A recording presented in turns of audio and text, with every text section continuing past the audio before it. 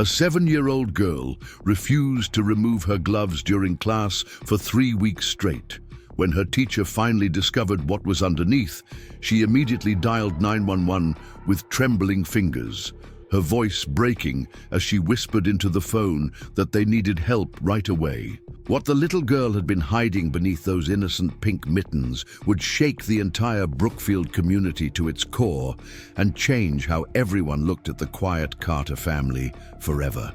Before we jump back in, tell us where you're tuning in from, and if this story touches you, make sure you're subscribed, because tomorrow I've saved something extra special for you. The morning sun filtered through the tall windows of Riverside Elementary School, casting long shadows across the polished linoleum floors. Ms. Sarah Thompson stood in her empty classroom, arranging construction paper and safety scissors on each desk for the day's art project. At 28, she still felt the excitement of being a relatively new teacher, though her second year at Riverside Elementary had already taught her to recognize the subtle signs that something wasn't quite right with the student. Room 3B buzzed with the organized chaos that came naturally to a class of 22 third graders. Colorful alphabet charts decorated the walls alongside student artwork and motivational posters. A reading corner filled with beanbags and books occupied one corner, while a small aquarium housing the class goldfish, Neptune, bubbled quietly near the window. Sarah had worked hard to create a warm, welcoming environment where every child felt safe to learn and grow. The October air carried the crisp promise of winter, and most children had begun wearing jackets and sweaters to school. It was Tuesday morning, and Sarah was looking forward to their seasonal art project, where students would create leaf collages using the beautiful autumn foliage they had collected during yesterday's nature walk around the school grounds. Emma Carter arrived precisely at 8:15, just as she had every morning for the past 6 weeks since her family had moved to Brookfield.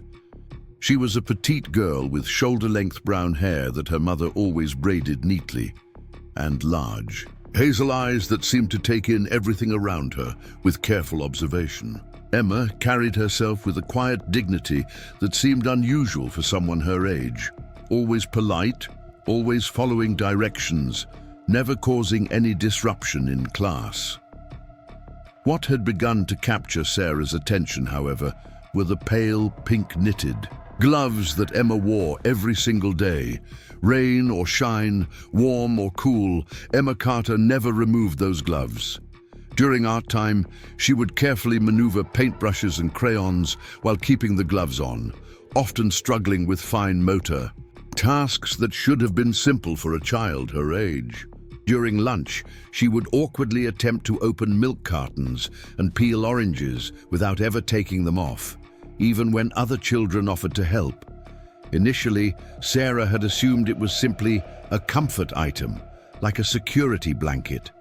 Many children had objects that helped them feel secure in new environments, and Emma was still adjusting to a new school, new classmates, and a new town.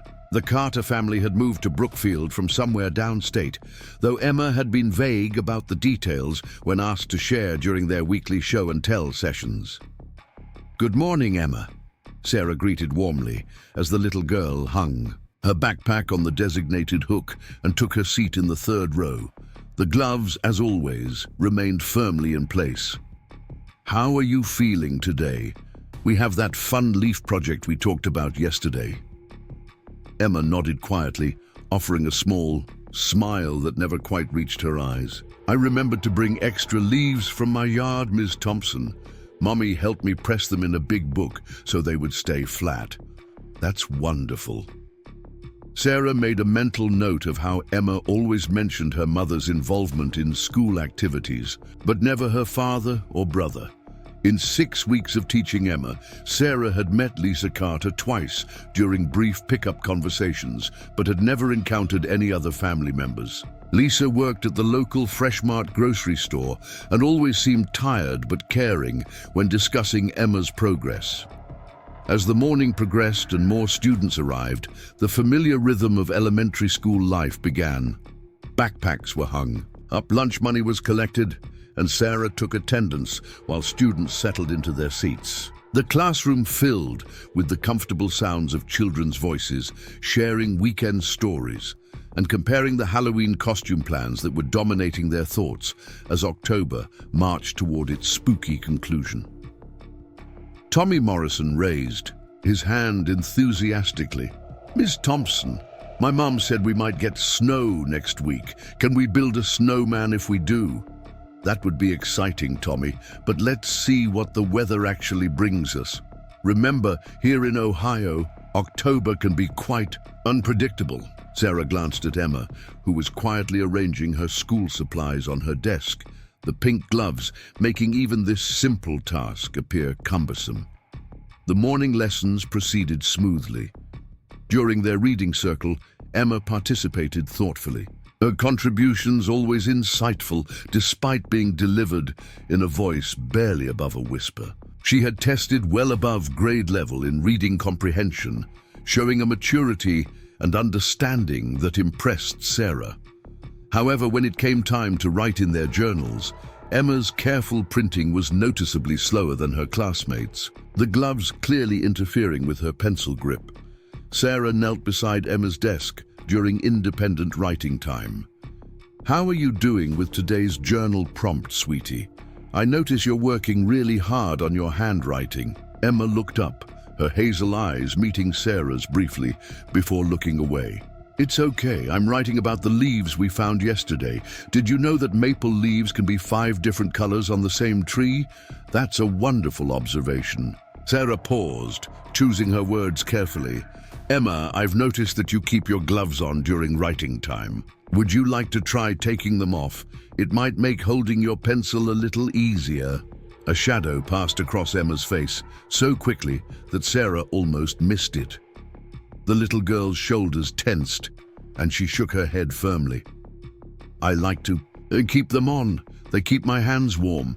Sarah nodded understandingly, though she made another mental note. The classroom was comfortably heated, and most children were actually warm enough to have removed their sweaters. "Of course, honey. You do whatever makes you feel comfortable."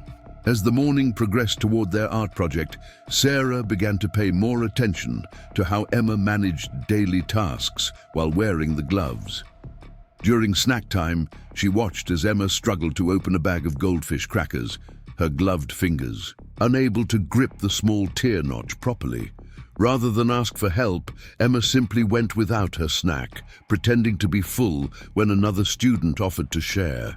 The incident that really caught Sarah's attention happened during their pre-lunch hand-washing routine. All 22 students lined up at the classroom sink to wash their hands before heading to the cafeteria.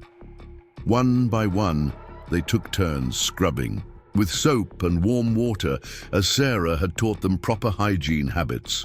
When Emma's turn came, she simply ran water over her gloved hands, rubbing them together as if washing, but never actually removing the gloves to clean her skin. Preparing and narrating this story took us a lot of time, so if you are enjoying it, subscribe to our channel. It means a lot to us. Now back to the story. "Emma," Sarah said gently, approaching the sink, "remember, we need to wash our actual hands, not just our gloves. Why don't you take those off for just a minute?" The reaction was immediate and startling. Emma's eyes widened with what looked like genuine fear, and she took a quick step backward from the sink. "I already washed them this morning at home," she said quickly. "They're very clean."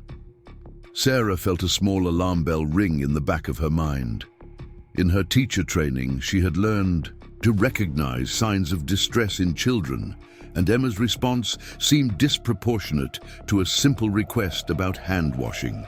But before she could pursue the matter further, the lunch bell rang, and 21 other students began their usual controlled chaos of lining up for the cafeteria.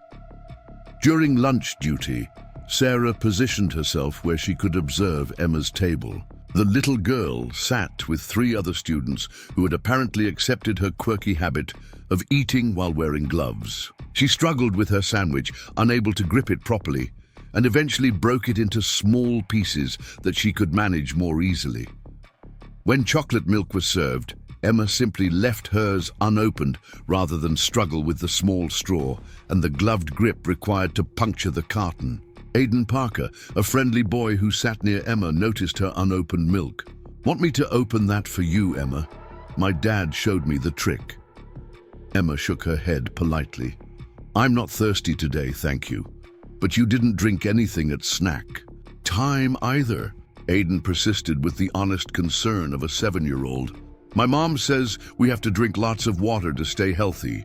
"I drank some at home," Emma replied quietly, and Sarah noticed how the little girl's standard responses always seemed designed to end conversations rather than continue them. After lunch, as Sarah supervised the playground, she watched Emma interact with her classmates during recess. The other children had grown accustomed to her gloves and no longer commented on them. But Sarah noticed how Emma's choice of activities was limited by what she could do while wearing them. She couldn't grip the monkey bars properly, struggled with the swings because she couldn't hold the chains securely, and avoided the sandbox entirely, where the sand would have made the gloves dirty and uncomfortable. Instead, Emma often stood near the fence that separated the playground from the residential area beyond, looking toward a small blue house with white trim that Sarah assumed was where the Carter family lived.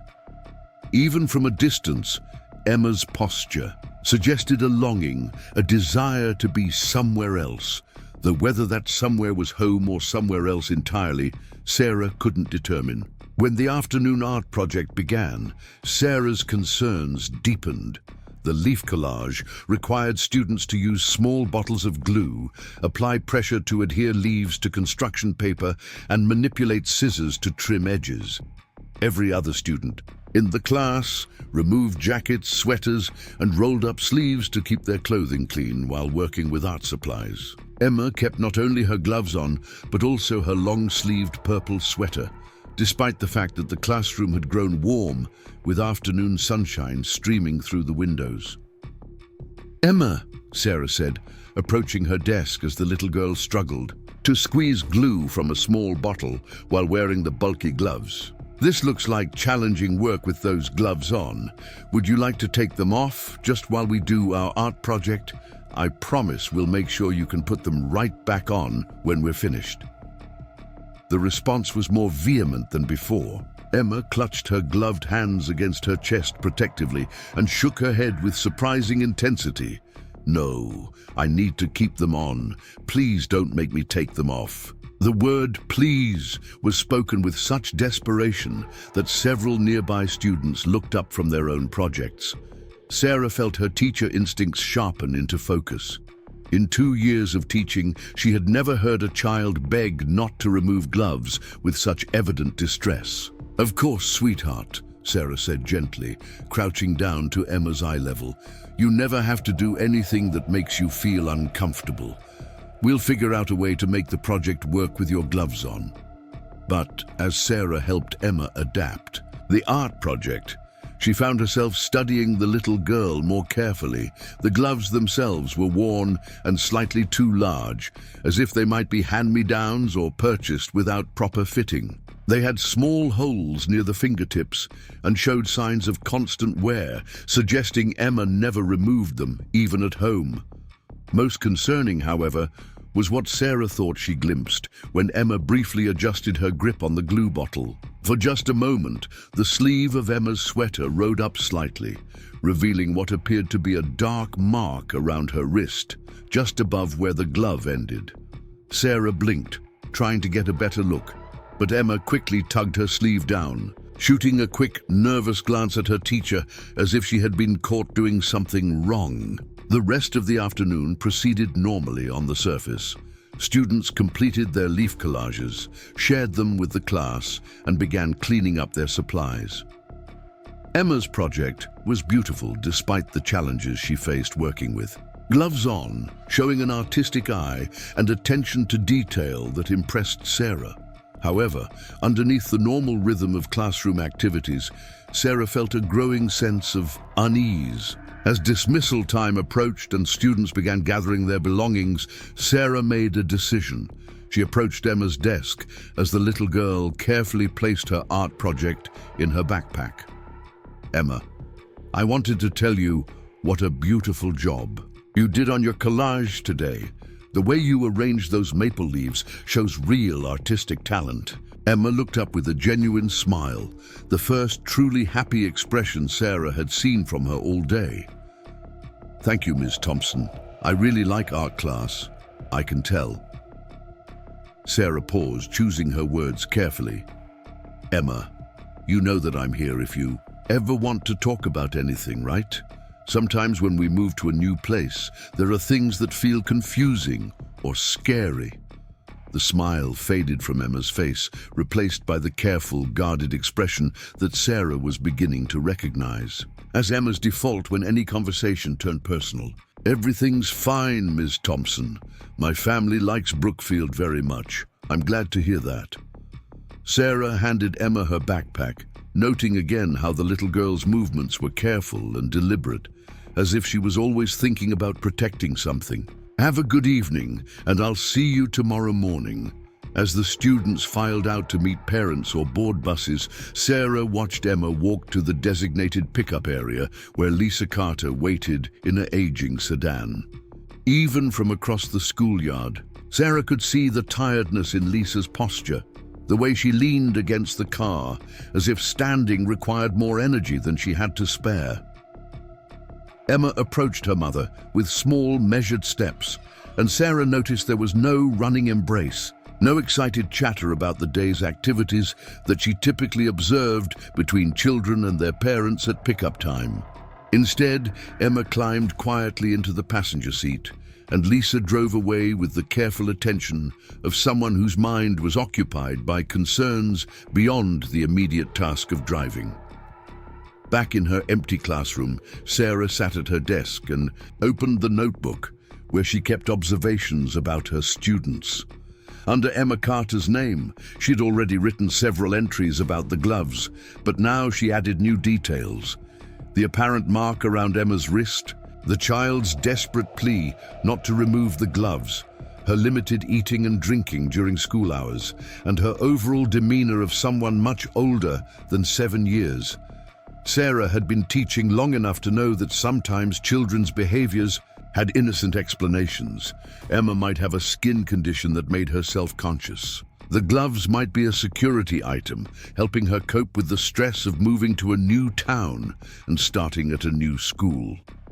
The mark Sarah thought she saw might have been a shadow or a temporary mark from playing, but Sarah had also completed training on recognizing signs of abuse and neglect in children, and several of Emma's behaviors raised concerns that couldn't be ignored. The fear response to removing gloves, the apparent marks on her skin, the careful way she moved as if protecting herself, and her reluctance to engage in normal childhood activities all created a pattern that Sarah's professional training told her to take seriously.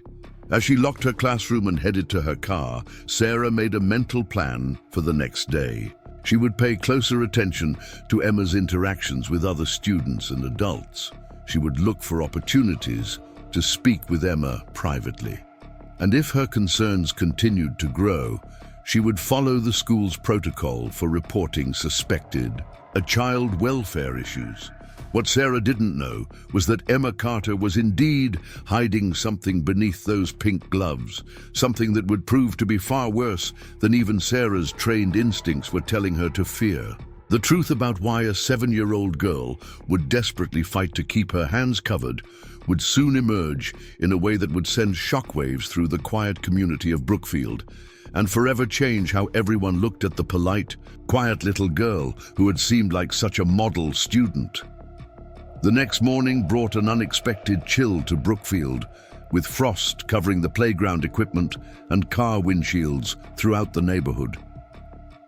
Sarah arrived at school 30 minutes early, as was her habit, to prepare for the day and review her lesson plans. She had spent much of the previous evening thinking about Emma Carter, replaying the little girl's reactions and trying to determine whether her concerns were justified or simply the result of an overactive imagination. As Sarah unlocked her classroom door and flipped on the fluorescent lights, she noticed that someone had slipped a note under her door during the night. The folded piece of paper had her name written in careful block letters across the front. Opening it, she found a message from the night custodian, Mr. Garcia, who had worked at Riverside Elementary for over 15 years. Ms. Thompson, the note read, "I wanted to let you know that I've been finding small pieces of fabric in the trash can by your classroom sink every day for the past 2 weeks. They look like they might be from children's clothing, maybe torn or cut off. I didn't think much of it at first, but it's been happening every single day. Thought you should know in case one of your students is having problems with their clothes. Hope this helps. Roberto Garcia." Sarah felt her stomach tighten as she read the note. Small pieces of fabric found daily near the classroom sink. Right, where Emma always pretended to wash her hands while keeping her gloves on. The timing matched perfectly with Emma's enrollment in her class. Sarah carefully folded the note and placed it in her desk drawer, adding it to the growing collection of observations about Emma Carter. Students began arriving earlier than usual. Due to the cold weather, their parents wanting to get them inside the warm building quickly. Emma appeared at exactly 8:15, just as she had every morning, but today Sarah noticed additional details that had previously escaped her attention. The little girl's jacket was too thin for the weather, and she walked with short, careful steps, as if each movement required deliberation. Most significantly, when Emma hung up her jacket, Sarah caught a glimpse of what appeared to be several layers of long-sleeve shirts underneath, even though the classroom was warm. "Good morning, Emma," Sarah greeted, watching the child's face carefully. "You must be cold this morning. Would you like to sit near the heater until the room warms up more?" Emma shook her head politely, taking her usual seat in the third row. "I'm not cold, Miss Thompson, thank you for asking." But Sarah noticed that Emma's lips had a slight blue tinge, suggesting she was indeed cold despite her denial. Throughout the morning routine, Sarah observed that Emma never removed any of her layers, not even when other students complained about the classroom becoming too warm as the heating system worked to counteract the outdoor chill. During their morning math lesson, Sarah introduced a new concept that required students to use manipulatives, small plastic counting bears that needed to be sorted and arranged. The activity was designed to help visual learners understand addition and subtraction through hands-on exploration. Every student eagerly dove into the task, except Emma, who stared at the colorful bears on her desk without touching them. "Emma, would you like to start by sorting your bears by color?" Sarah suggested, approaching the little girl's desk. "I can see them fine from here," Emma replied quietly. "I don't need to touch them to count them." Sarah knelt beside Emma's chair, speaking in a low voice so other students wouldn't overhear. "Sometimes it helps to move things around with our hands. When we're learning new math concepts, would you like to try?" Emma's response was to press her gloved hands firmly against her sides, as if hiding them from view. "Can I just write the answers on paper instead?" The request itself wasn't unusual, but Emma's body language suggested fear rather than simple preference. Sarah noticed that the little girl's breathing had become shallow, and her eyes kept darting toward the classroom door, as if calculating an escape route. "Of course, sweetie." Sarah retrieved a piece of paper and pencil. "You can write down your answers however feels most comfortable." As Emma worked on the math problems, Sarah discreetly moved around the classroom, helping other students while keeping Emma in her peripheral vision. She noticed that the little girl occasionally winced when she gripped her pencil, as if the pressure caused discomfort. More concerning, when Emma reached across her desk to retrieve an eraser, her sleeve rode up slightly, revealing what Sarah now clearly recognized as dark bruising around her wrist, partially hidden by the glove. The discovery sent a chill through Sarah that had nothing to do with the October weather. The mark was distinctly purple and yellow, the telltale colors of healing bruises. It was positioned exactly where someone might grab a child's wrist forcefully, and its location suggested it extended under the glove where it couldn't be seen. Sarah continued teaching, but her mind raced with implications.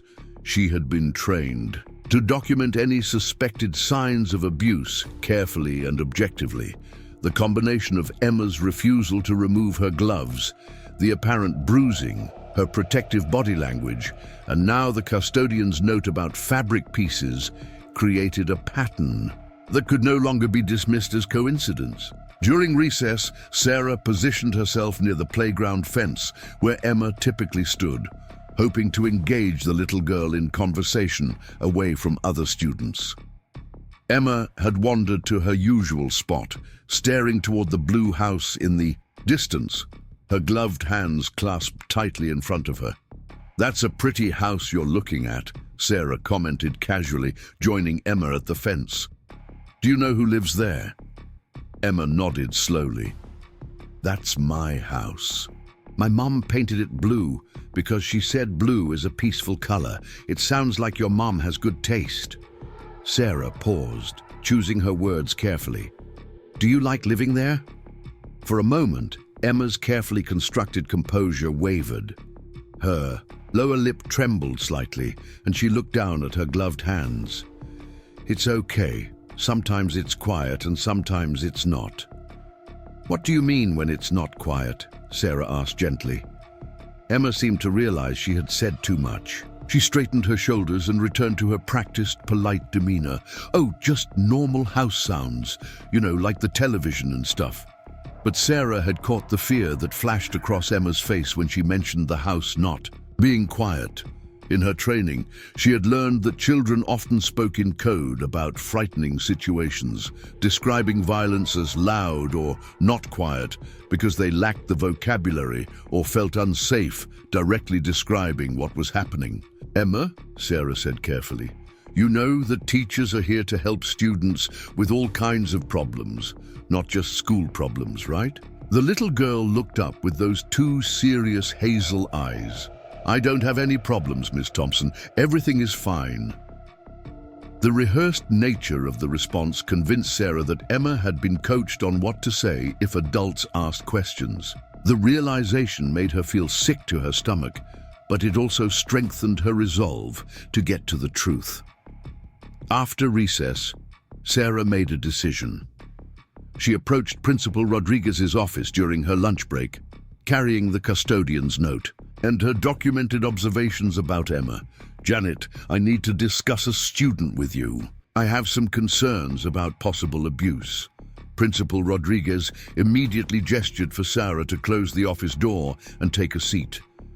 Janet Rodriguez had been an educator for 22 years, the last 8 as principal of Riverside Elementary. She had dealt with suspected abuse cases before and knew the importance of handling such situations with both urgency and careful procedure. "Tell me everything," Janet said, pulling out a legal pad to take notes.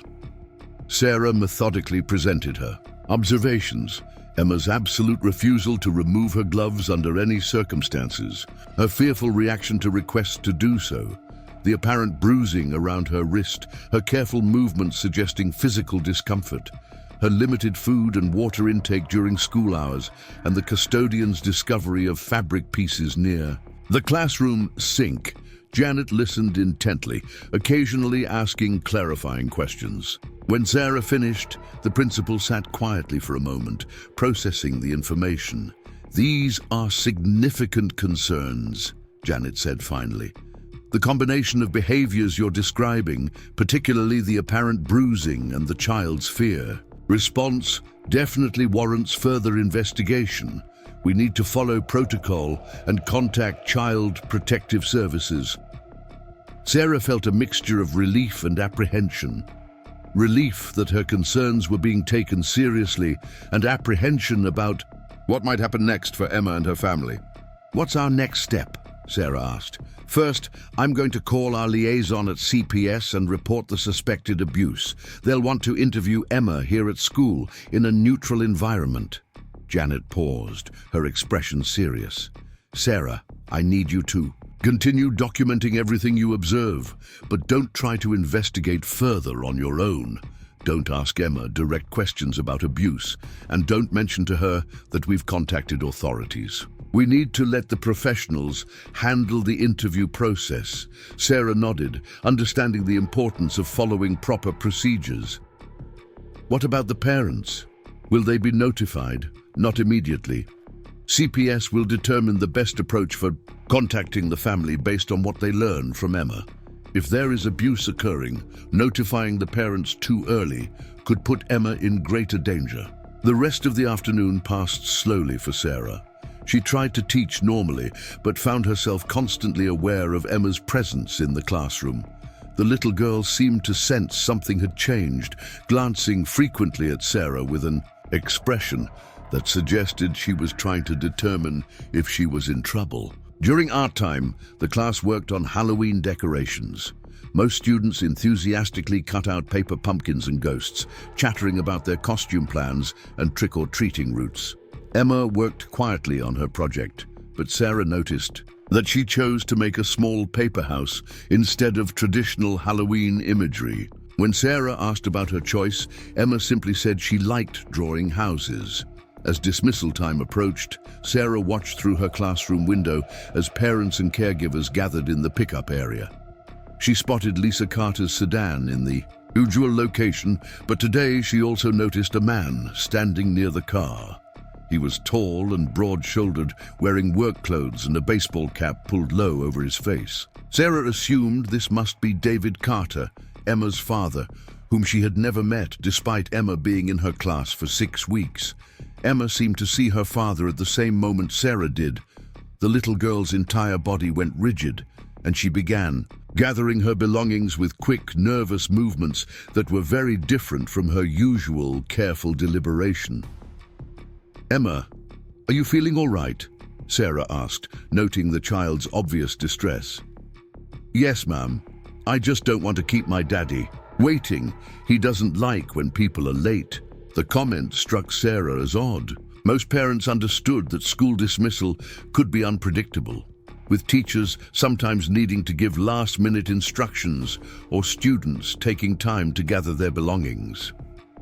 Emma's apparent fear of making her father wait suggested an unreasonable expectation of punctuality from a 7-year-old. As Emma headed toward the door with the other students, she suddenly stopped and turned back to Sarah. "Miss Thompson, if someone was in trouble, but they were scared to tell anyone, what should they do?" The question hung in the air like a plea for help, disguised as hypothetical curiosity. Sarah felt her heart rate increase as she recognized this might be Emma's way of asking for help without directly admitting to being in danger. "Well," Sarah said carefully, crouching down to Emma's eye level, "I think that person should know that there are adults whose job it is to keep children safe. Teachers, principals, police officers, doctors. These adults know how to help even when situations seem scary or complicated." Emma nodded solemnly, as if filing this information away for future reference. But what if the person was afraid that telling would make things worse? Sometimes when we're scared, it feels like things might get worse if we ask for help, but usually telling a trusted adult is the first step toward making things better, even if it seems scary at first. Emma considered this, her young face showing a maturity that broke Sarah's heart. "Okay, thank you, Miss Thompson." "Emma," Sarah added quickly before the little girl could leave, "you can always come talk to me about anything. Anytime you need help, or even just someone to listen." "I know." Emma's voice was barely above a whisper. "You're very nice." With that, Emma joined the stream of students heading toward the exit. Sarah watched from her window as the little girl approached her parents' car with slow, reluctant steps. David Carter opened the passenger door for Emma, and Sarah observed their interaction carefully. There was no warm greeting, no affectionate embrace. Emma climbed into the car with her head down, and her father closed the door with what appeared to be unnecessary force. As the Carter family drove away, Sarah noticed that David Carter's hands gripped the steering wheel tightly, and even from a distance his posture suggested anger or frustration. Lisa Carter sat in the passenger seat, staring straight ahead, her body language indicating tension or fear. That evening, Sarah found it difficult to concentrate on anything other than Emma Carter. She prepared the next day's lessons mechanically, while her mind replayed every interaction she had observed between Emma and her parents. The little girl's question about someone being in trouble but afraid to tell anyone echoed in her thoughts, and Sarah became increasingly convinced that Emma had been trying to ask for help in the only way she felt safe doing so. The following morning brought another layer of concern. Emma arrived at school with a new addition to her usual ensemble, a lightweight scarf wrapped around her neck, despite the relatively mild October weather. The scarf was positioned to cover the area where her collar usually ended, effectively hiding more of her skin from view. During morning circle time, when students shared news or interesting things from their evening, Emma remained silent as usual. But Sarah noticed that the little girl kept touching the scarf, adjusting it as if ensuring it stayed in position. When other students commented on her new accessory, Emma simply said she was cold and changed the subject. The pattern continued throughout the week. Each day brought subtle changes in Emma's appearance that suggested she was covering more of her body, longer sleeves, higher necklines, and additional layers that seemed unnecessary for the weather. Most concerning was Emma's increasing reluctance to participate in any activities that might disturb her carefully constructed coverage. During physical education class on Thursday, Emma approached the gym teacher, Mr. Stevens, with a note from home claiming she had a sore throat and shouldn't participate in physical activities. Sarah, who supervised the class alongside Mr. Stevens, found the timing suspicious given that Emma had shown no signs of illness during academic activities that required speaking. When Sarah gently asked Emma about her sore throat, the little girl nodded quickly and pointed to her scarf-covered neck.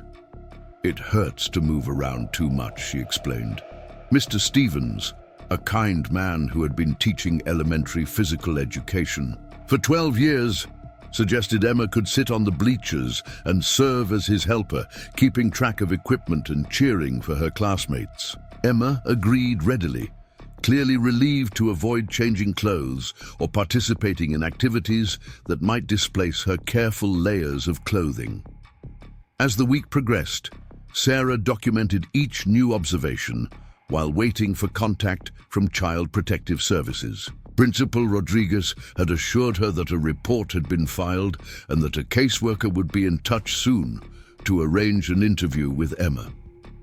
The waiting was agonizing for Sarah, who watched helplessly as Emma seemed to withdraw further into herself each day. Friday brought the most alarming incident yet. During lunch, Emma was sitting at her usual table when another student accidentally bumped into her while carrying a tray. The collision was minor, barely enough to jostle someone, but Emma's reaction was immediate and extreme. She cried out in pain, not the startled yelp of someone who had been surprised, but a genuine cry of physical distress. Emma immediately began apologizing profusely to the other student, as if the accident had been her fault. "I'm sorry. I should have moved out of the way. I'm really sorry." The other child, a boy named Marcus, was confused by Emma's reaction. "I barely touched you. Are you okay?" Emma nodded quickly, but Sarah noticed tears in her eyes and the way she held her arm protectively against her side. When Sarah approached to check on the situation, Emma insisted she was fine and refused any suggestion of visiting the school nurse. It was then that Sarah made a decision that would change everything. As the other students finished their lunch and prepared for afternoon activities, Sarah asked Emma to stay behind for a moment. "Emma, I'm concerned about you. That bump seemed to hurt more than it should have. Would you let Nurse Williams take a look and make sure you're not injured?" Emma's eyes widened with what Sarah now recognized as genuine terror. "Please don't make me go to the nurse. I'm fine, really, it doesn't hurt anymore." The desperation in Emma's voice convinced Sarah that the little girl was hiding injuries that would be visible if examined by a medical professional. The realization filled Sarah with a cold determination. Emma Carter was in immediate danger, and waiting for the slow wheels of bureaucracy to turn might be too late. That afternoon, Sarah made another visit to Principal Rodriguez's office. This time, her urgency was unmistakable. "Janet, I think Emma Carter is in immediate physical danger. I believe she has injuries under those clothes that she's desperately trying to hide. We can't wait for CPS to schedule an interview. We need to act now." Principal Rodriguez looked up from her paperwork with sharp attention. "Tell me exactly what happened today." Sarah described the lunch incident, Emma's extreme reaction to a minor bump, her protective posturing, and her terror at the suggestion of seeing the school nurse. She also detailed the escalating pattern of Emma covering more of her body each day, and her apparent fear of her father. When Sarah finished, Principal Rodriguez sat in silence for a moment, clearly weighing the serious implications of what she was hearing. "You're right," Janet said finally. "We can't wait. I'm calling CPS again to request an emergency intervention, and I'm also going to contact the police. If Emma has injuries that require immediate medical attention, we need to get her help today." As Principal Rodriguez reached for her phone, Sarah felt a mixture of relief and anxiety. They were finally taking action to protect Emma, but she couldn't shake the feeling that time was running out. Every instinct she had developed as a teacher and as a human being told her that Emma Carter was running out of safe moments, and that whatever was happening to her at home was escalating towards something even worse. Outside the principal's office, the normal sounds of elementary school life continued. Children laughed in the hallways, teachers led afternoon lessons, and the day proceeded as it always did. But for Sarah Thompson, everything had changed. In a few hours, the truth about what Emma Carter had been hiding beneath those pink gloves would finally emerge, and the quiet little girl who had seemed like such a model student would reveal a secret that would shake the entire Brookfield community to its foundation.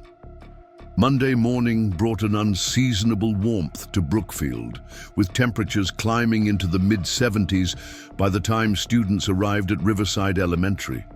Sarah had spent a restless weekend thinking about Emma Carter and the emergency intervention that Principal Rodriguez had arranged for the following week. The Child Protective Services caseworker had been contacted, and arrangements were being made for Emma to be interviewed by a specially trained professional who worked with children in crisis situations. As Sarah unlocked her classroom and began her usual morning preparations, she noticed that the heating system was struggling to maintain a comfortable temperature in the building. The custodial staff had posted notices that the air conditioning would be running to counteract the unexpected October heat wave.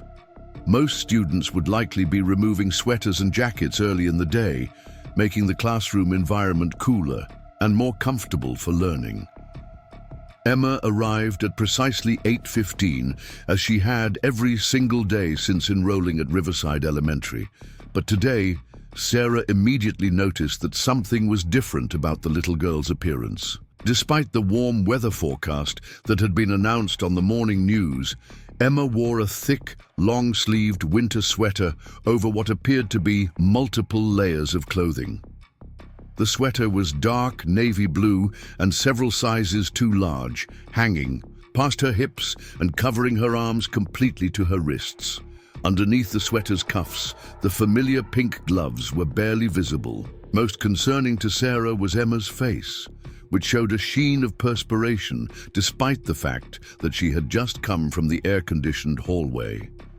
The little girl's cheeks were flushed, and she seemed to be breathing slightly heavier than normal, as if the weight and warmth of her excessive clothing were causing physical discomfort.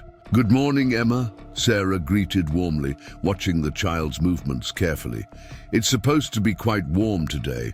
Would you like to hang up that sweater so you'll be more comfortable?"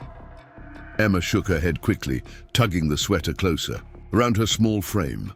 "I get cold easily. My mum said I should keep it on." Sarah made a mental note of the response. In her weeks of observing Emma, she had learned to pay attention to when the little girl mentioned her mother's instructions, as these comments often seemed to serve as shields against adult requests or suggestions. It was as if Emma had been given specific scripts to deflect attention from her unusual behaviors. As the morning progressed and other students began arriving, the contrast between Emma's clothing choices and those of her classmates became increasingly obvious. Children were shedding jackets and sweaters within minutes of entering the warm classroom, with several students asking if they could put on the shorts they had brought for physical education class. The classroom temperature continued to rise as the heating system fought against the automatic timers that hadn't been adjusted for the unexpected weather. Tommy Morrison raised his hand enthusiastically during morning circle time. "Ms. Thompson, can we open the windows? It's really hot in here." "That's a great idea, Tommy." Sarah moved to open several windows, allowing the warm October breeze to circulate through the classroom. "Let's get some fresh air in here." The relief was immediate for most students, who visibly relaxed as the cooler air began to moderate the classroom temperature. Emma, however, seemed to shrink further into her oversized sweater, her arms wrapped around herself as if she were cold, despite the obvious warmth in the room.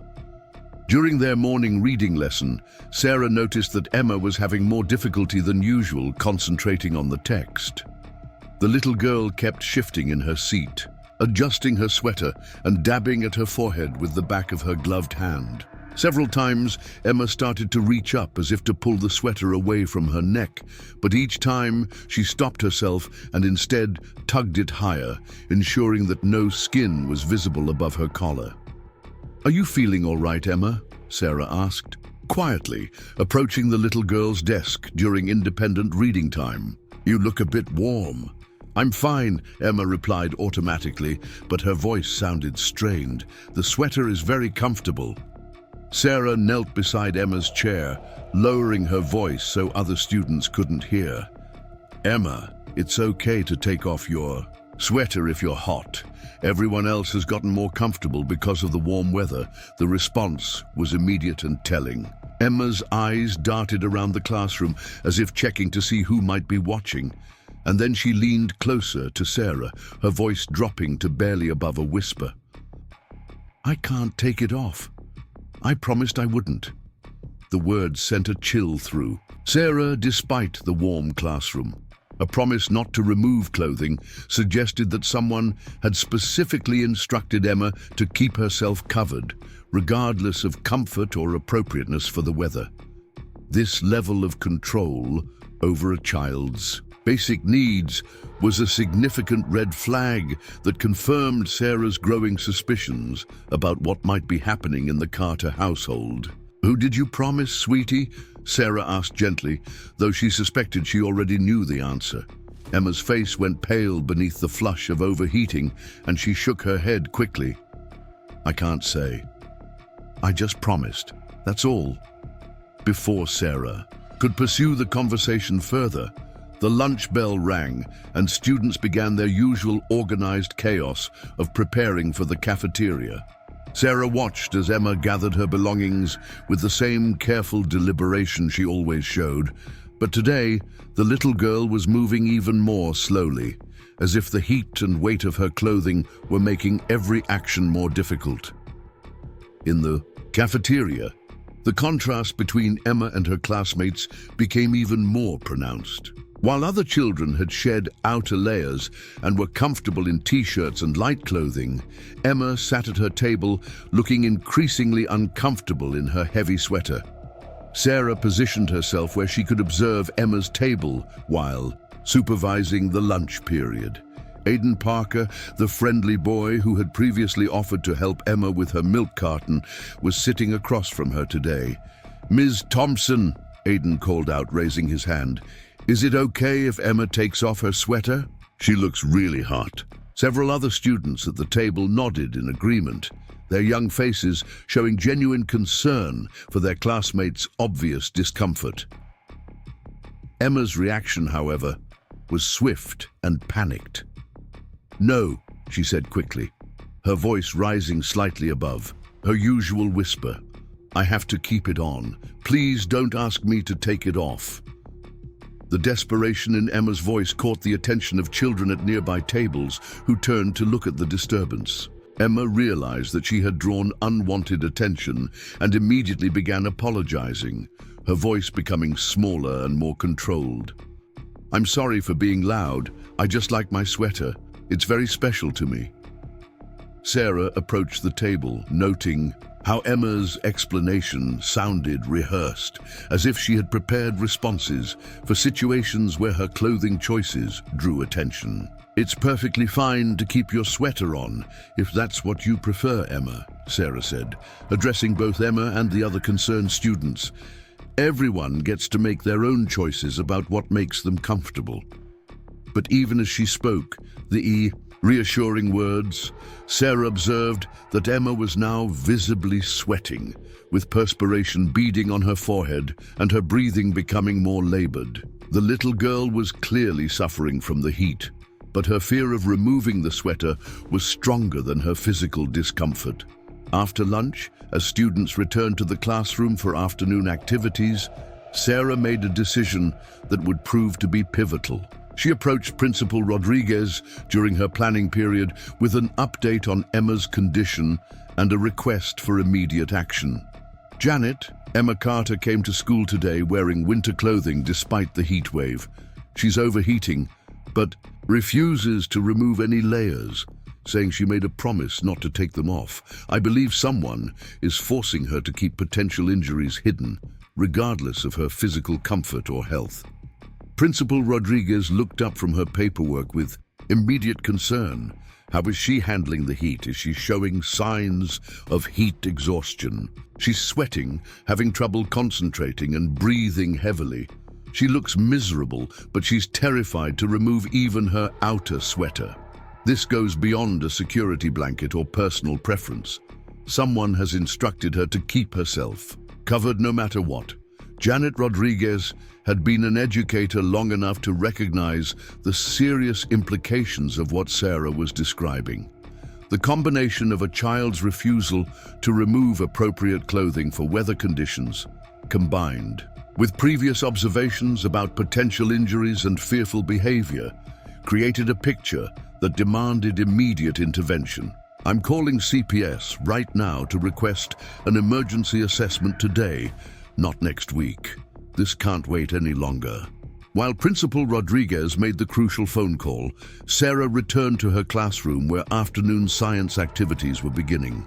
The lesson plan called for a hands-on experiment involving water and measurement, which would typically require students to roll up their sleeves to avoid getting their clothing wet. Sarah watched as every student in the class prepared for the activity by pushing up sleeves or removing sweaters, except for Emma, who sat at her desk looking increasingly distressed.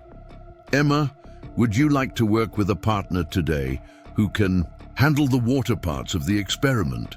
Sarah suggested, trying to find a way for the little girl to participate without compromising her apparent need to stay covered. Emma nodded gratefully, but Sarah could see tears beginning to form in the child's eyes. The combination of physical discomfort from overheating and the stress of trying to hide whatever she was concealing beneath her clothing was clearly taking an emotional toll. As the science experiment progressed, Sarah noticed that Emma was becoming increasingly withdrawn and listless. The little girl's usual careful attention to lessons had given way to a glazed expression that suggested she was struggling to focus on anything beyond her immediate discomfort. When her lab partner, a girl named Jessica, tried to engage Emma in conversation about their observations, Emma's responses were brief and distracted.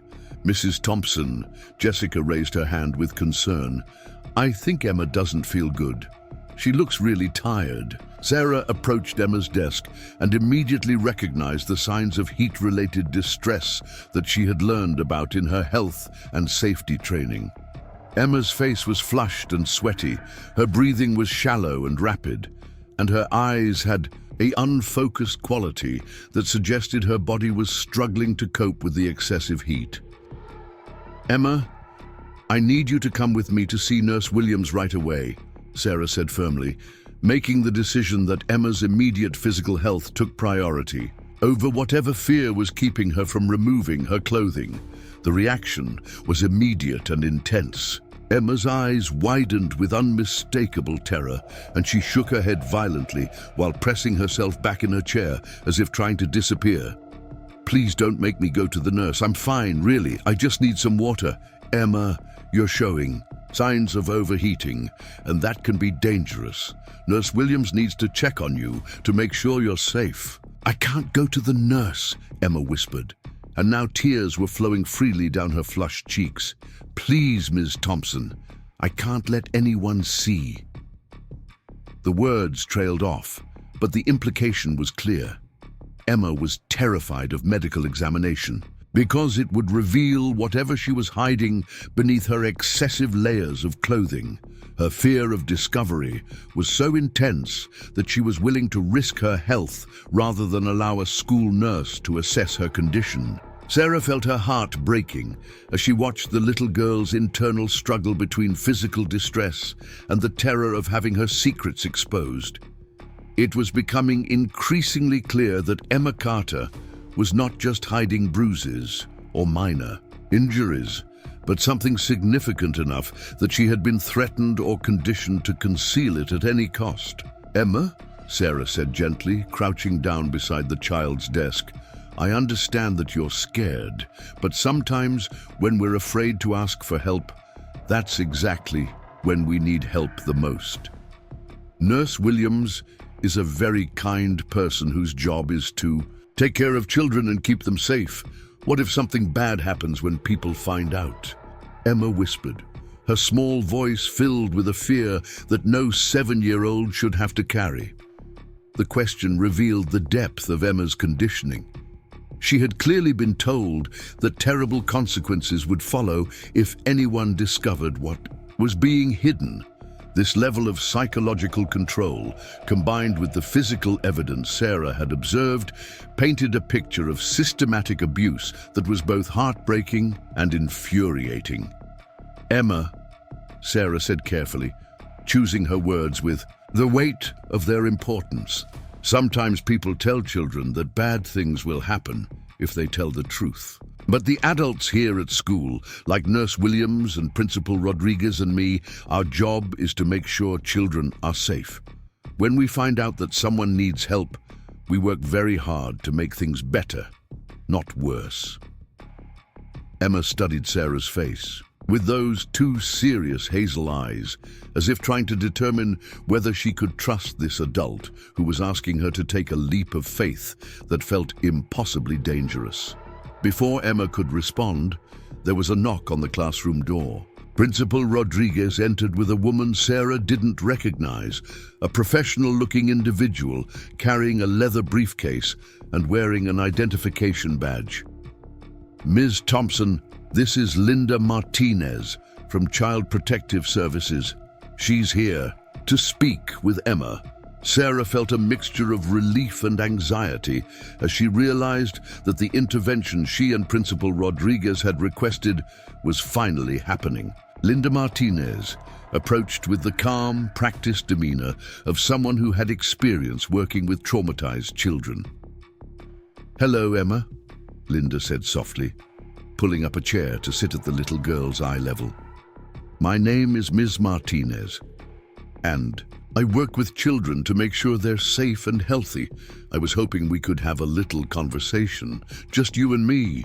Emma's response was to look frantically between Sarah, Principal Rodriguez, and the CPS worker, her breathing becoming even more rapid as panic set in. "Am I in trouble? Did I do something wrong?" "No, sweetie," Linda assured her with practiced calm. "You're not in trouble at all. I just want to talk with you about how you're feeling and make sure you're okay. Sometimes when children are scared or hurt, talking to someone who understands can help. I'm not hurt, Emma said quickly, the automatic response that Sarah had heard so many times before. Everything is fine. Linda Martinez had clearly heard similar denials countless times in her career. She nodded understandingly while maintaining her gentle, non-threatening posture. I'm glad to hear that you feel fine, Emma. But I notice that you're wearing a very warm sweater on a very hot day, and you look like you might be feeling overheated. Would you be willing to come with me to a quiet room where we could talk and maybe help you cool down a little? The suggestion of going to a private location where she might be asked to remove clothing sent Emma into barely controlled panic. She pressed herself further back in her chair and wrapped her arms tightly around herself, the pink gloves now clearly visible as her only protection against whatever she feared would be discovered. I want to stay here with Ms. Thompson, Emma said, her voice barely audible. Can she come with us? Linda looked at Sarah and Principal Rodriguez, clearly weighing the benefits of having a trusted adult present against the potential complications of having multiple people involved in what needed to be a careful, professional assessment. Of course, Ms. Thompson can come with us, Linda agreed. We all want you to feel as comfortable and safe as possible. As the small group prepared to move to Principal Rodriguez's office for privacy, Sarah noticed that Emma was trembling, despite the warmth of the classroom. The little girl's fear was palpable, but there was also something else in her expression, a flicker of hope that perhaps, finally, someone might be able to help her carry the terrible burden she had been shouldering alone.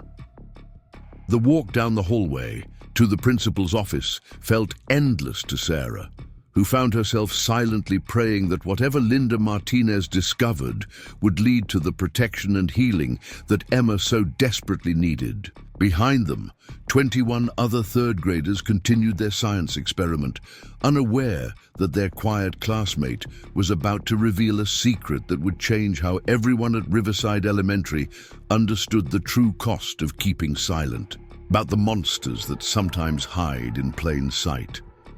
In Principal Rodriguez's office, Linda Martinez carefully arranged chairs in a circle, creating a non-threatening environment that felt more like a conversation than an interrogation. Emma sat between Sarah and the CPS worker, her gloved hands clasped tightly in her lap, her heavy sweater making her look even smaller and more vulnerable in the adult-sized furniture. Emma, Linda began gently, I want you to know that everything we talk about here is private, and my only job is to make sure you're safe and healthy. You haven't done anything wrong, and you're not in any kind of trouble. Do you understand that? Emma nodded slightly, though her posture remained rigid with fear. I've noticed that you're wearing gloves and a warm sweater, even though it's very hot today. Can you tell me about that choice? Emma's automatic response came immediately. I get cold easily. My mommy says I should keep them on. Linda nodded understandingly. It sounds like your mommy cares about keeping you comfortable. Emma, can you tell me about your family? Who lives in your house with you? Me and mommy and daddy and my brother Tommy.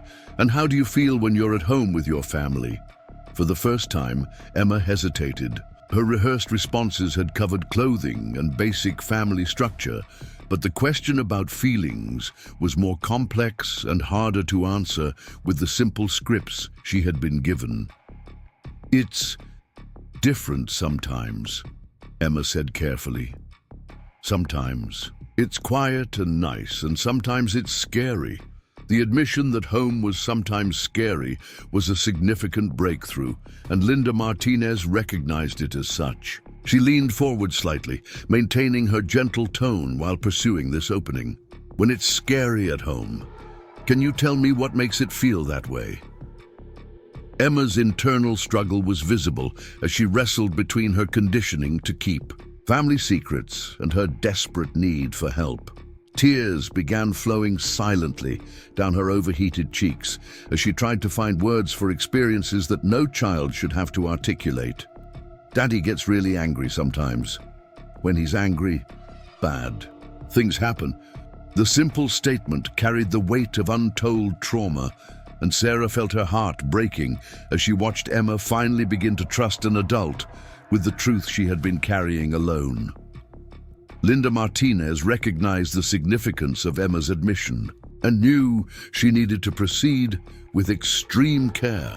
The little girl had just revealed that her father's anger led to bad things, which was often how children described violence they had witnessed or experienced. Linda had conducted hundreds of these interviews over her 15-year career with Child Protective Services, and she understood that Emma was at a crucial tipping point where she might either retreat back into protective silence or find the courage to reveal the full truth. "Emma, you're being very brave by talking to us," Linda said softly. "When you say bad things happen when your daddy gets angry, can you help me understand what those bad things are?" Emma looked down at her gloved hands, twisting them nervously. In her lap, the heavy sweater was still causing her obvious discomfort in the warm office, but her fear of removing it remained stronger than her physical distress. "He hits Mommy sometimes, and he yells really loud. Sometimes things get broken." The admission hung in the air, confirming what Linda had suspected based on the reports from school staff. Domestic violence was often the backdrop for child abuse cases, creating an atmosphere of fear and unpredictability that traumatized entire families. "That must be very scary for you to see and hear," Linda acknowledged. "You said your daddy hits your mommy. Has he ever hit you or your brother Tommy?" Emma's breathing became more rapid, and she pressed her gloved hands against her sides as if protecting herself from an invisible threat. The question had struck at the heart of what she had been desperately trying to hide. Sometimes she whispered so quietly that Linda had to lean forward to hear her. "But only when I'm really bad." "Emma," Linda said with gentle firmness, "children are never bad enough to deserve being hit. Never. When adults hit children, it's because the adult has a problem, not because the child did anything wrong." "But I spilled juice on his computer," Emma protested, her young mind still trying to make sense of abuse by accepting responsibility for triggering it. "And I talked back when he told me to be quiet. I should have been better." Sarah felt tears spring to her eyes as she listened to Emma blame herself for her father's violence. The little girl had been conditioned to believe that she could control her father's behavior by being perfect, a common coping mechanism among abused children who desperately tried to find some sense of control in chaotic, dangerous situations. "Emma," Sarah interjected gently, "even if you spilled something or used a voice that sounded disrespectful, those are normal things that all children do sometimes. They're never reasons for an adult to hurt a child." Linda nodded, building on Sarah's reassurance. "Exactly right, Emma. When your daddy hits you, where does he hit you?" Emma's entire body tensed, and she looked frantically between Sarah and Linda as if calculating whether she could trust them with the most dangerous secret of all. "I can't tell you that. He said if anyone ever found out, they would take me and Tommy away from Mommy forever. He said we'd go to bad places where nobody would love us."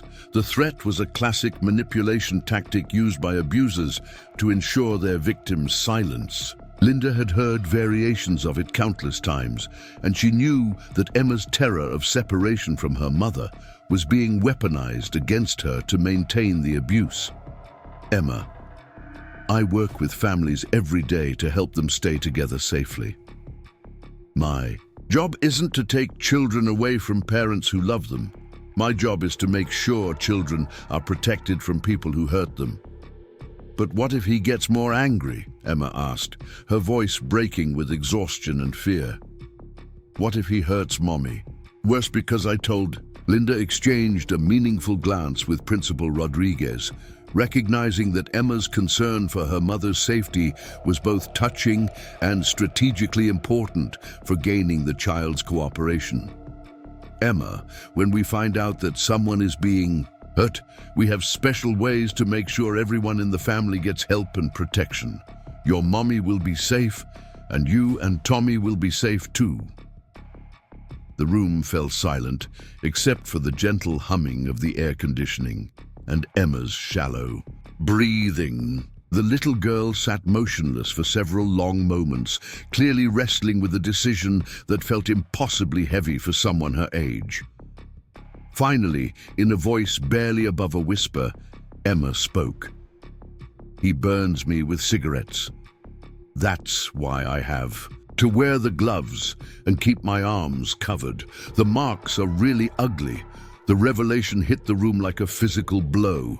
Sarah gasped audibly, her hand flying to her mouth in horror. Principal Rodriguez's face went pale, and even Linda Martinez, despite her years of experience with abuse cases, felt her stomach clench at the image of a grown man deliberately torturing a 7-year-old child with lit cigarettes. "Emma," Linda said, working to keep her voice steady and professional despite her internal rage, "thank you for trusting us with that information. You're incredibly brave to tell us what's been happening to you." "Are you going to make me show you?" Emma asked, panic creeping back into her voice. "They're really gross, and I don't want anyone to see them." Linda understood that forcing Emma to remove her protective clothing in this moment could re-traumatize her and destroy the trust they had just built. However, she also knew that medical documentation of the injuries would be crucial for both Emma's treatment and any legal proceedings against her father. "Emma, I'm going to ask Nurse Williams to come in and talk with us. She's a very gentle lady who helps children, and she knows how to look at injuries in a way that doesn't hurt or embarrass you. Would that be okay?" Emma looked to Sarah for reassurance, and the teacher nodded encouragingly. "Nurse Williams is one of the kindest people I know, Emma. She's helped lots of children feel better when they were hurt." While Principal Rodriguez went to fetch the school nurse, Linda continued her careful interview with Emma, gathering additional details about the frequency and nature of the abuse. Emma revealed that her father had been burning her with cigarettes for several months, always in places that would be covered by clothing. The most recent incident had occurred just 2 days earlier, which explained the fresh layers of protective covering Emma had added to her usual ensemble. Nurse Patricia Williams entered the office with the calm, professional demeanor that had made her beloved by students and staff during her 8 years at Riverside Elementary. She carried a small medical bag and immediately knelt down to Emma's eye level, introducing herself with a warm smile. "Hello, Emma, I'm Mrs. Williams, and I take care of children who get hurt or don't feel well. I heard that you might have some injuries that are bothering you, and I'd like to help you feel more comfortable." "They're not bothering me much anymore," Emma said automatically, still trying to minimize the severity of her situation, even after her revelations. "That's good to hear," Nurse Williams replied. "But sometimes injuries can look like they're healing on the outside, while they still need medical attention underneath. Would you be willing to let me take a look?"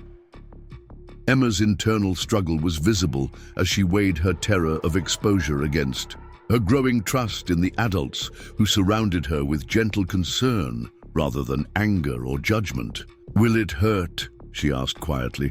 "I promise I'll be very gentle, and I'll only look at what you're comfortable showing me. If you want to keep your sweater on, we can start by just looking at your hands." Emma nodded slowly, and with trembling fingers, she began to pull off the pink gloves that had hidden her secret for so many weeks. As the first glove came off, everyone in the room drew sharp breaths. Emma's small hand was covered with circular burn marks in various stages of healing. Some were fresh and red, others were scabbed over, and several had healed into permanent scars that would mark her skin for life. The pattern was unmistakable, each burn exactly the size and shape of a cigarette tip pressed deliberately into a child's tender flesh. "Oh, sweetheart," Nurse Williams whispered, her professional composure momentarily shaken by the extent of the cruelty inflicted on such a small child. The second glove revealed similar damage to Emma's other hand, with additional burns extending up her wrist and forearm. The injuries represented weeks or months of systematic torture, each mark a deliberate act of violence against a defenseless child. "Emma," Linda said, her voice thick with emotion despite her professional training, "you have been so brave to carry this secret and protect these injuries. But now we need to make sure you get proper medical care so they can heal correctly." Emma stared at her exposed hands, as if seeing them through adult eyes for the first time. "Do you think they'll ever look normal again?" she asked with heartbreaking innocence. Nurse Williams gently examined the burns without touching them, documenting their location and apparent age for her medical report. "Many of these will heal completely, Emma, and even the ones that leave scars, those don't change how special and beautiful you are." While Nurse Williams completed her preliminary examination and photographed the visible injuries for documentation, Linda Martinez was already coordinating the emergency response that Emma's case required. She made phone calls to arrange immediate medical care at Brookfield General Hospital, contacted law enforcement to request David Carter's arrest, and began the process of securing emergency protective custody for both Emma and her brother Tommy. Principal Rodriguez had quietly arranged for Tommy Carter to be brought to the office from his 6th grade classroom. The 12-year-old arrived looking confused and worried, clearly sensing that something serious was happening, but not understanding what. When Tommy saw his sister sitting with her hands exposed, showing the burn marks he had undoubtedly witnessed being inflicted, his young face crumpled with a mixture of relief and guilt. "Emma, I'm sorry I couldn't stop him," Tommy said, tears streaming down his face. "I tried to get in the way sometimes, but he just got madder." The reunion between the siblings revealed the depth of trauma that had affected the entire Carter family. Tommy, despite being only 12 years old, had clearly been trying to protect his younger sister from their father's violence, carrying his own burden of helplessness and fear. Linda Martinez recognized that both children would need extensive support and counseling to recover from their experiences. She also knew that their mother, Lisa Carter, would need to be assessed both as a potential victim of domestic violence and as a parent who had failed to protect her children from abuse. As the afternoon progressed, the careful coordination of multiple agencies began to unfold. Police officers arrived to take statements and photographs, medical personnel prepared to transport Emma to the hospital for comprehensive examination and treatment, and social workers made arrangements for the children's immediate safety. Emma, throughout the chaos of activity around her, remained close to Sarah's side, finding comfort in the teacher who had first recognized her distress and advocated for her protection. The little girl who had arrived at school that morning determined to hide her terrible secret was now surrounded by adults whose sole focus was ensuring her safety and beginning her healing process. David Carter was arrested at his construction job site without incident, charged with multiple counts of child abuse and domestic violence. The arrest team found additional evidence in the Carter home, including drug paraphernalia and evidence of the systematic abuse that had been inflicted on the family. Lisa Carter's reaction to the revelations about her children's abuse was complex and heartbreaking. Interviews revealed that she had been a victim of severe domestic violence herself, living in constant fear of her husband's unpredictable rages. She had suspected that David was also hurting the children, but had been too terrified to take action, knowing that previous attempts to seek help had resulted in more severe violence. At Brookfield General Hospital, Emma underwent extensive medical examination and treatment for her injuries. The burns were cleaned and properly dressed, and she received care for malnutrition and other physical effects of chronic stress and trauma. Most importantly, she was surrounded by medical professionals who treated her with gentle kindness, helping her begin to understand that adults could be sources of healing rather than harm. The psychological evaluation revealed that despite the severe trauma she had endured, Emma showed remarkable resilience and intelligence. Her ability to maintain her academic performance while carrying such a devastating secret demonstrated an inner strength that would serve her well in recovery. Tommy Carter was also found to have injuries, though less severe than his sisters. He had apparently been successful in diverting some of his father's violence away from Emma, sacrificing his own safety to protect her when possible. In the weeks that followed, the Brookfield community rallied around the Carter children and their mother. Lisa Carter, with the support of counseling and legal advocacy, was able to escape the cycle of domestic violence and focus on healing her family. She found employment with flexible hours that allowed her to be present for her children's intensive therapy appointments. Sarah Thompson continued to play an important role in Emma's recovery, serving as a stable, trusted adult who had recognized her distress and taken action to protect her. The teacher's classroom became a safe haven where Emma could focus on learning and healing, surrounded by peers who accepted her with the natural kindness of children. Emma's recovery was gradual but steady. With proper medical care, most of her physical injuries healed without permanent damage. The emotional healing took longer, requiring specialized therapy to help her process the trauma and develop healthy coping mechanisms. 6 months after that crucial October day, when she had finally found the courage to reveal her secret, Emma Carter was a different child. She still preferred to wear long sleeves, a choice that her therapist assured everyone was normal and healthy, as she processed her experiences. But she no longer wore gloves, and she participated fully in all classroom activities. The little girl who had once sat silently at the edge of the playground now played actively with friends who knew her story and admired her courage. She had learned that being a survivor didn't mean being broken, and that asking for help was a sign of strength rather than weakness. Sarah Thompson often reflected on the case that had changed her understanding of the signs of child abuse and the importance of trusting her professional instincts.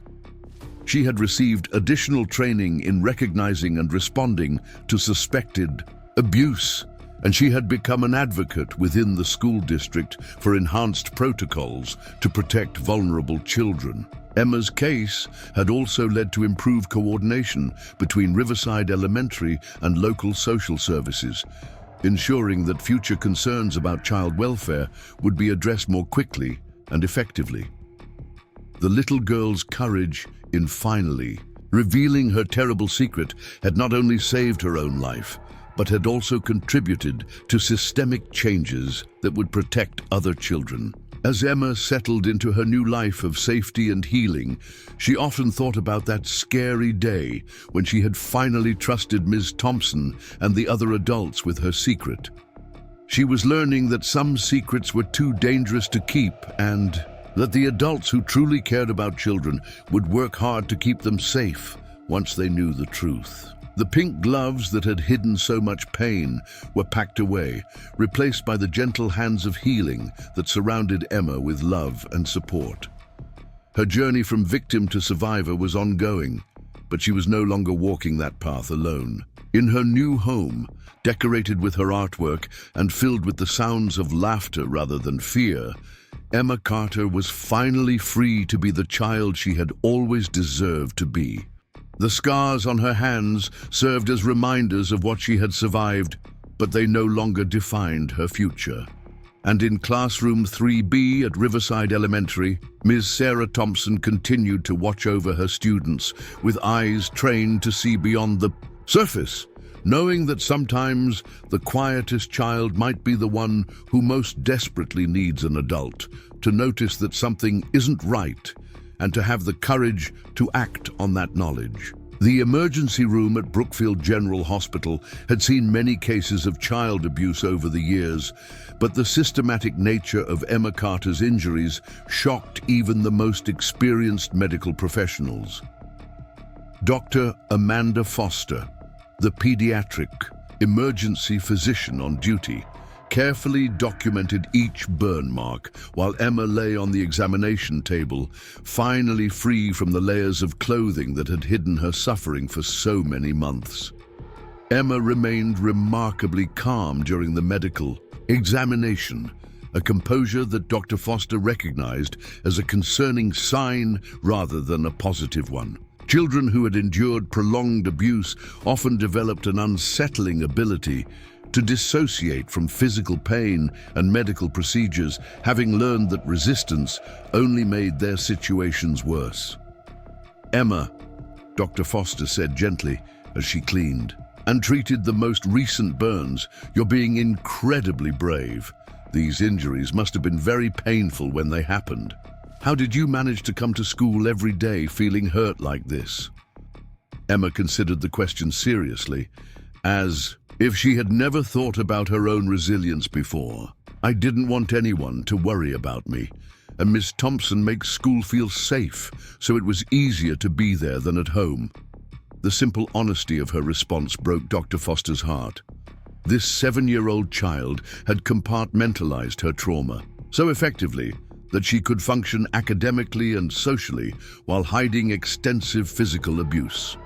The psychological strength required for such compartmentalization was both impressive and deeply concerning.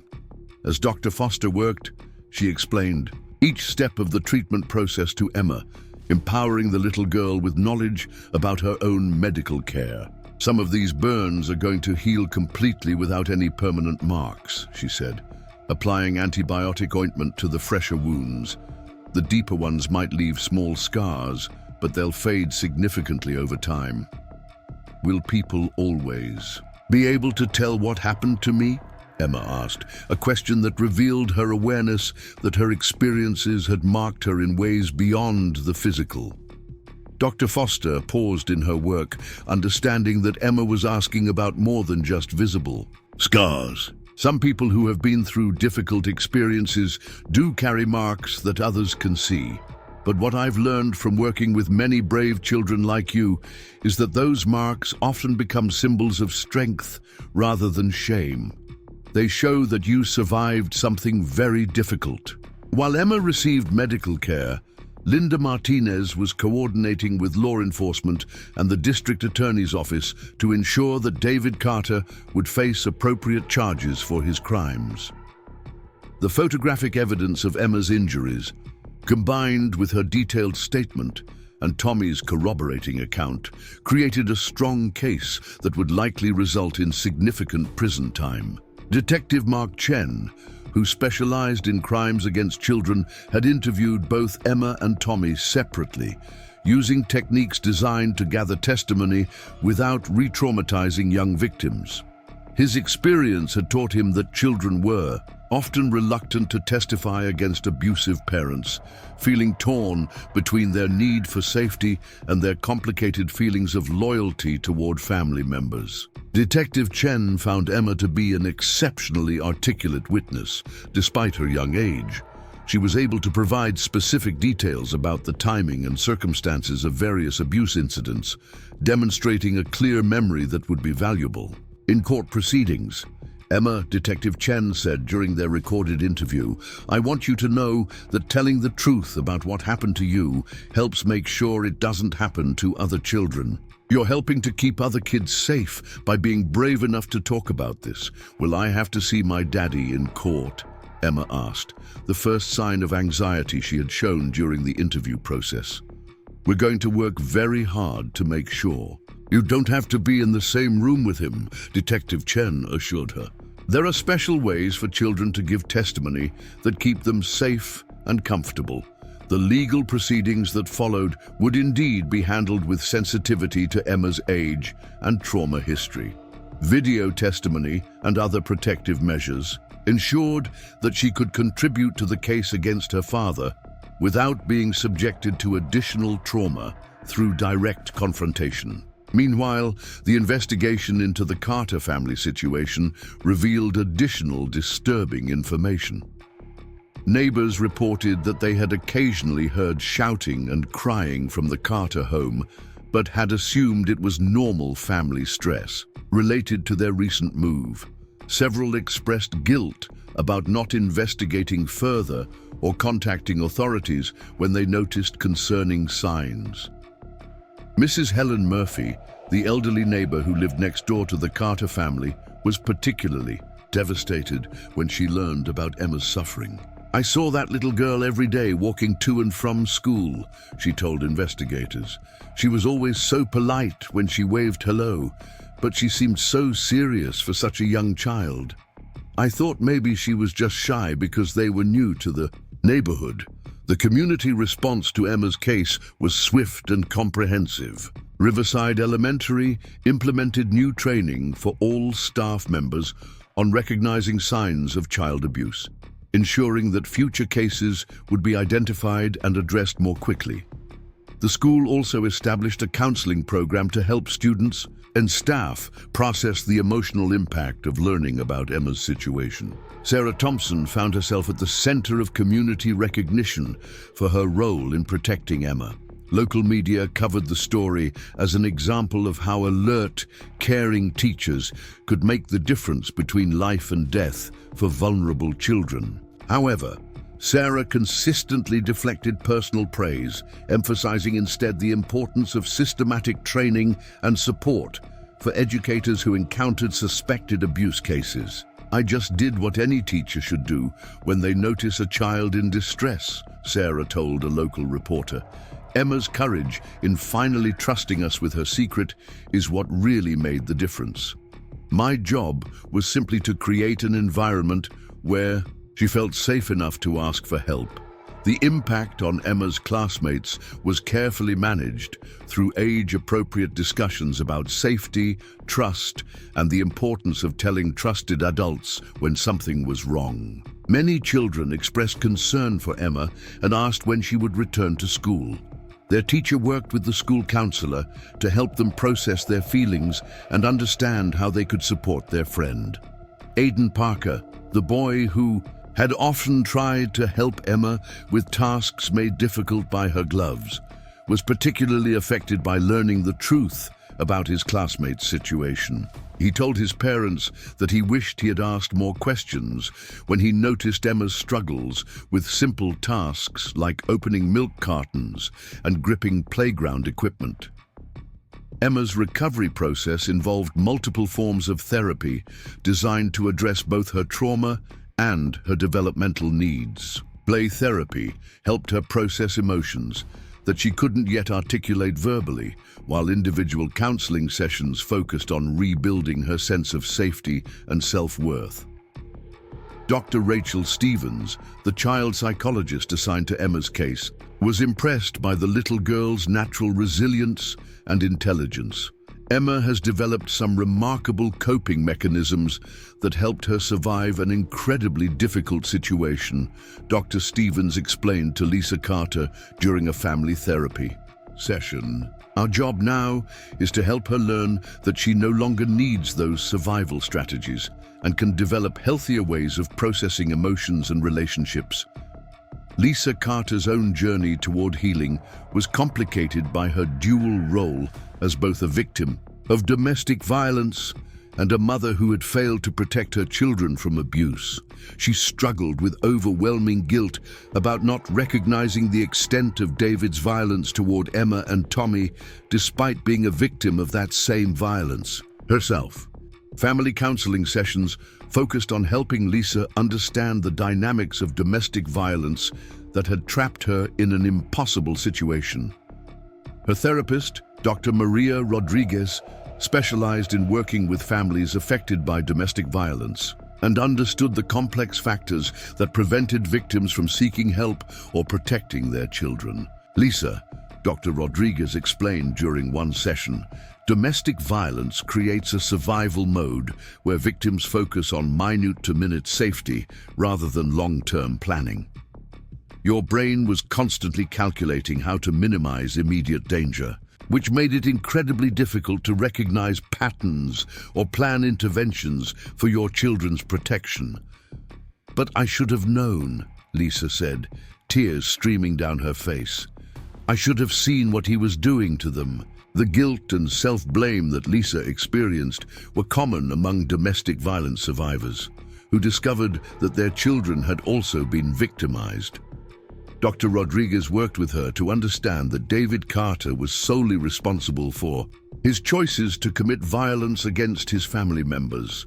As weeks passed, Emma's physical wounds began to heal, but the emotional recovery process was longer and more complex.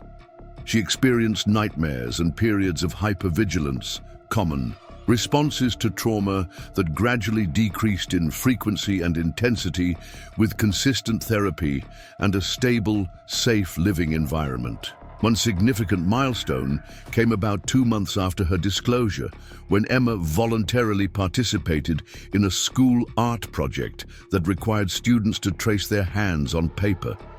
It was the first time since her rescue that she had willingly drawn attention to her hands, marking an important step in reclaiming ownership of her body and her story. The traced handprints were part of a school display about uniqueness and individual strengths.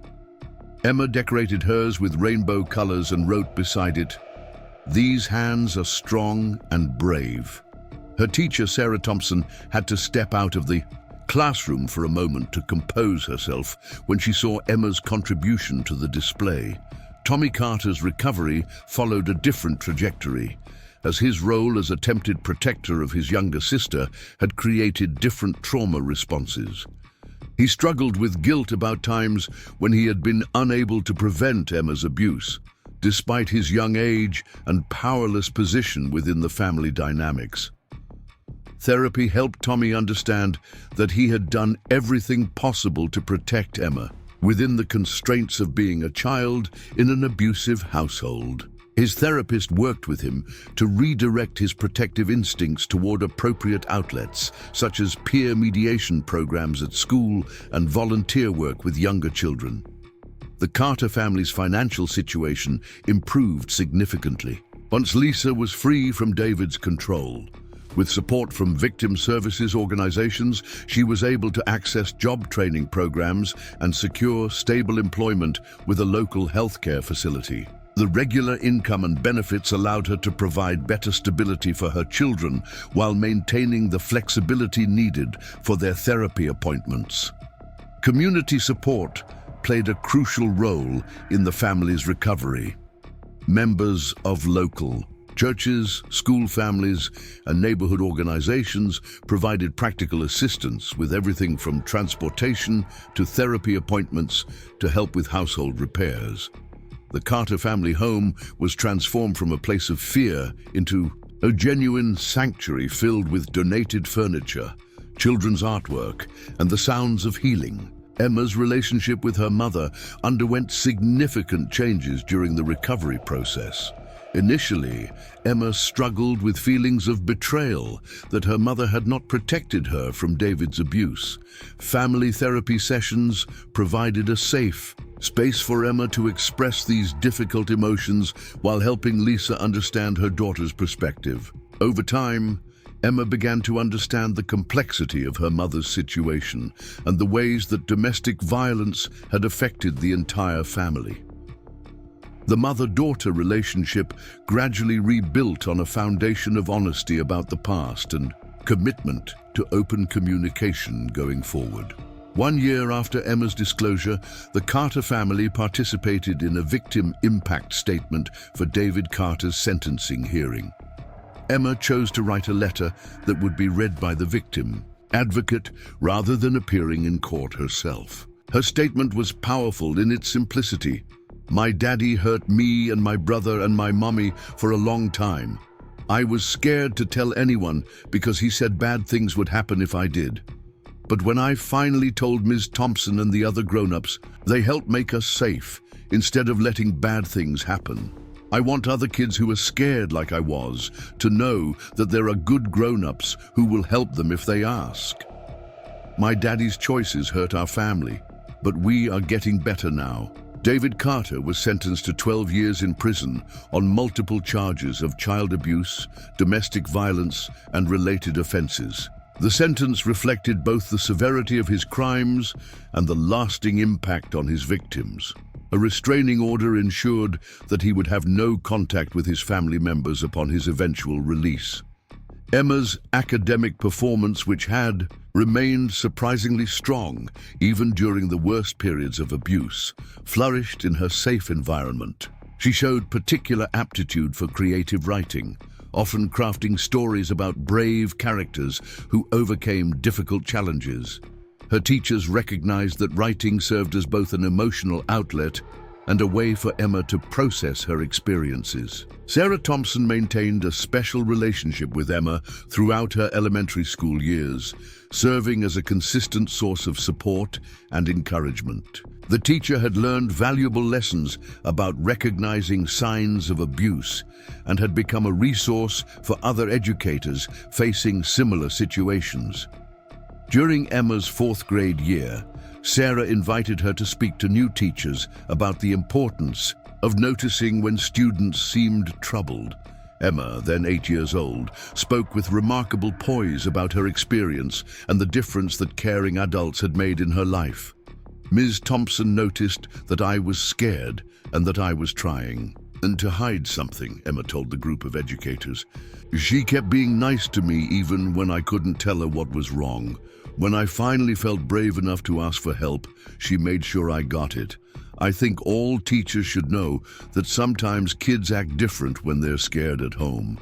The presentation had a profound impact on the teachers in attendance, many of whom later reported feeling more confident about recognizing and responding to potential signs of abuse in their own classrooms. Emma's story also contributed to broader changes in child protection policies within the school district.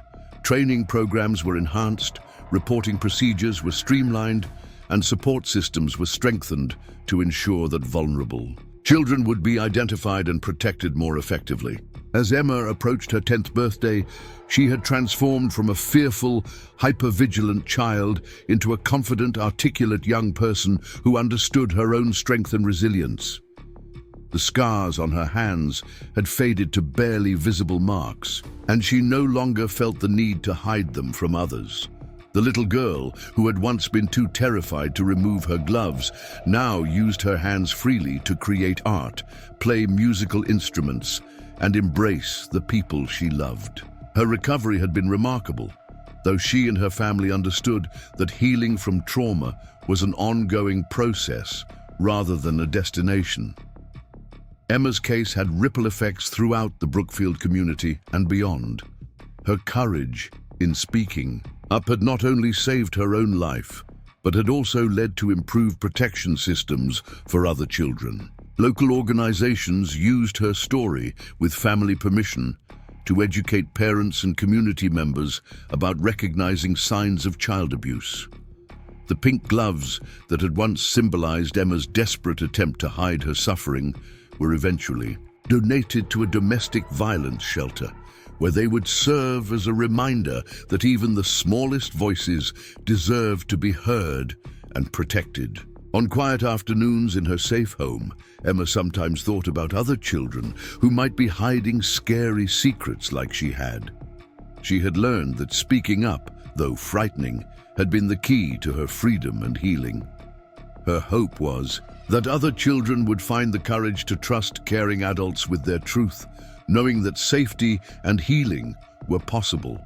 The journey from victim to survivor had been long and sometimes difficult, but Emma Carter had emerged as a testament to the resilience of the human spirit and the power of community to protect its most vulnerable members. Her story would continue to inspire others to speak up, listen carefully, and act with courage when children needed protection.